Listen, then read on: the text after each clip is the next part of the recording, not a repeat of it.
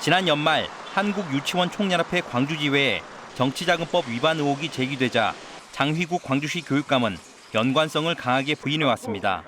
일주일 전 KBS 취재진을 만나서도 같은 입장이었습니다. 저와는 아무 관계가 없는 걸로 해서 이미 끝난 걸로 알고 있고 이것에 대해서는 저는 특별히 거기에 대해서 연락을 받은 바나 아는 바가 없습니다.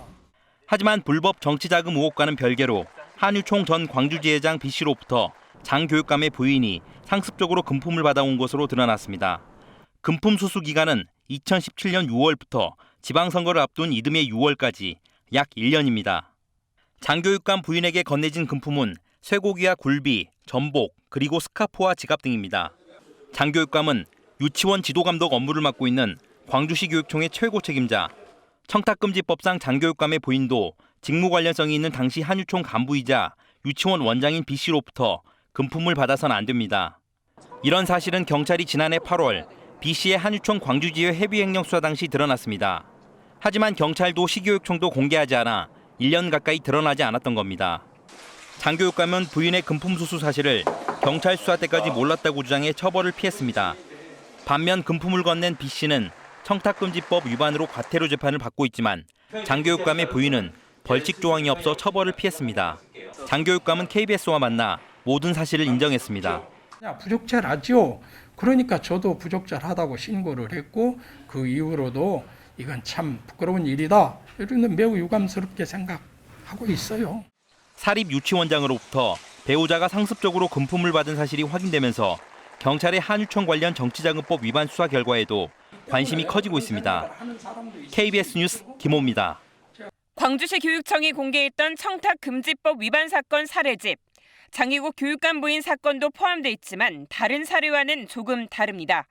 우선 8차례나 금품을 받은 장 교육감의 부인이 사립유치원 원장에게서 몇 차례나 금품을 받았는지 횟수가 빠져 있습니다. 다른 사례에서 특정 날짜와 정확한 금품 액수까지 표기한 것과 대조적입니다. 장 교육감 부인이 받은 스카프와 지갑은 내용에서 빠졌고 굴비와 전복 등 고가의 수산물을 음식물 등이라고 표현했습니다. 의도적으로 축소했다는 의심이 드는 대목입니다. 무엇보다 장 교육감이 자진 신고하기 전 경찰 수사로 부인의 금품 수수 사실이 이미 불거졌다는 점입니다.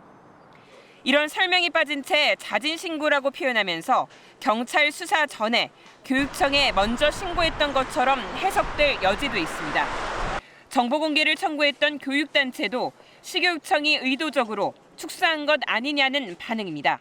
조목조목하게 시민들에게 알려주고 설명함에도 불구하고 단 한 건의 그런 처리로 인해서 마치 이렇게 아무 일 없다는 듯이 넘어가는 것은 이 내용의 본질을 은폐하거나 축소하는 의도가 있다고 생각이 듭니다. 경찰은 한유총 임원의 횡령 수사 과정에 장 교육감 부인의 금품 수수를 확인하고 유치원 원장의 청탁금지법 위반 과태료 처분을 시교육청에 통보했습니다. 그러나 통보 이후에도 단순 업무상 횡령 사건이라고만 설명해왔습니다. 청탁금지법을 위반한 장희국 교육감 부인의 부적절한 금품 수수. 광주시 교육청도 경찰도 관련 사실을 1년 가까이 감추고 축소하려 했다는 지적이 불가피해 보입니다. KBS 뉴스 하선아입니다.